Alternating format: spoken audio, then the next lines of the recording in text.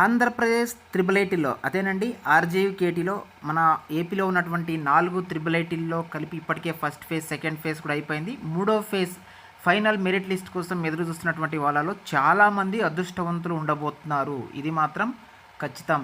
ఇప్పటికే మనకు సీట్ వస్తుందా రాదా అని టెన్షన్గా ఉన్నటువంటి వాళ్ళలో కొంతమంది ఖచ్చితంగా టెన్షన్ అయితే పెట్టుకోవాల్సినటువంటి అవసరం అయితే లేదు. మీకు ఖచ్చితంగా సీట్ అనేది వస్తుంది. మరి ఎలా వస్తుంది, ఎందుకు వస్తుంది అని కానీ చూసినట్టయితే నిన్నే మనకు శనివారం దీనికి సంబంధించినటువంటి అప్డేట్ కూడా వచ్చింది. 22వ తేదీ లోపలే మనకు థర్డ్ ఫేజ్కి సంబంధించినటువంటి మెరిట్ లిస్ట్ కూడా రిలీజ్ చేయబోతున్నాము అని వాళ్ళు అఫీషియల్గా అప్డేట్ కూడా ఇచ్చారు.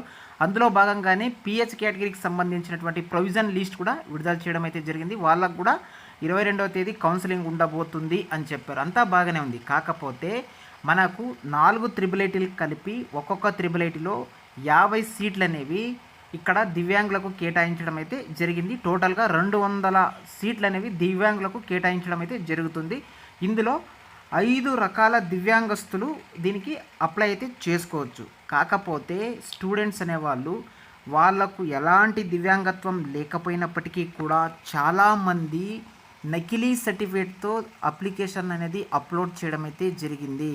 సో వీళ్ళందరినీ వాళ్ళు డాక్యుమెంట్ వెరిఫికేషన్కి పిలిపించి ఆ డాక్యుమెంట్స్ని వాళ్ళు తనిఖీ చేసినటువంటి సందర్భాల్లో చాలామంది డాక్యుమెంట్స్ అన్నీ కూడా బోగస్ అని తేలినటువంటి నేపథ్యంలో వెంటనే వాళ్ళందరినీ విజయవాడలోని మెడికల్ బోర్డు వాళ్ళకు అప్పగించి ఈ డాక్యుమెంట్స్ వెరిఫికేషన్ చేయమని చెప్పినట్టయితే చాలామంది యొక్క డాక్యుమెంట్స్ బోగస్ అని తేలినటువంటి నేపథ్యంలో వాళ్లకు కేటాయించబడే సీట్లన్నిటినీ కూడా రద్దు చేయడం కూడా జరిగింది. ఇప్పటికే వాళ్ళ యొక్క ప్రొవిజనల్ లిస్ట్ కూడా రిలీజ్ చేశారు.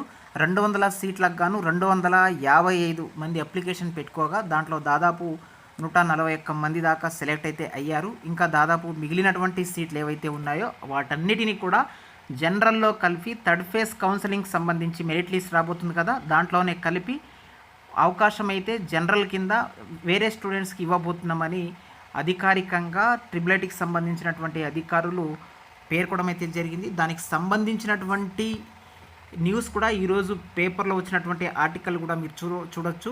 ట్రిపుల్ ఐటీ సీట్ల కోసం బోగస్ దివ్యాంగ ధృవపత్రాలు అని ఇక్కడ పెద్ద హెడ్డింగ్ పెట్టి రాసుకోవడం అయితే జరిగింది. దీన్ని గుట్టురట్టు చేసిన అధికారులను కూడా చెప్పడం అయితే జరిగింది. ఎట్టకేలకు ఇక్కడ చూడండి, ఇందులోనే 105 మంది విద్యార్థులు వినికిడి లోపం ఉన్నట్లు తెచ్చిన ధృవపత్రాలు బోగస్గా తేల్చారు. చూడండి ఎంతటి మోసం. ఉన్నటువంటి సీట్లలో కూడా మోసం చేసి సీట్లు సంపాదించుకోవాలి అనే వాళ్లకు ఖచ్చితంగా ఇది ఒక జలక్ ఇచ్చారు అధికారులు అని చెప్పాలి. ఎట్టకేలకు దివ్యాంగుల కోటలో ఉన్నటువంటి సీట్లు జనరల్లో కలిపి జనరల్లో ఉన్నటువంటి స్టూడెంట్స్కి అవకాశం అయితే కల్పిస్తామని చెప్పడం నిజంగా హర్షించదగినటువంటి నిర్ణయం.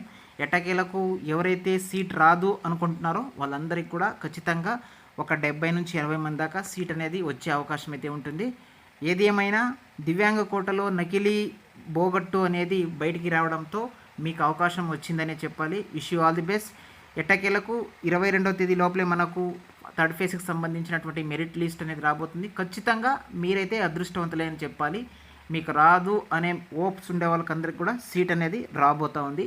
Wish you all the best అనమాట. ఇది ఇవాల్టి ట్రిపుల్ ఐటీకి సంబంధించినటువంటి అప్డేట్. ఈ వీడియో కనుక మీకు యూస్ఫుల్గా ఉంటే వీడియోకి ఒక లైక్ చేయండి, ఛానల్ని సబ్స్క్రైబ్ అయితే చేసుకోండి.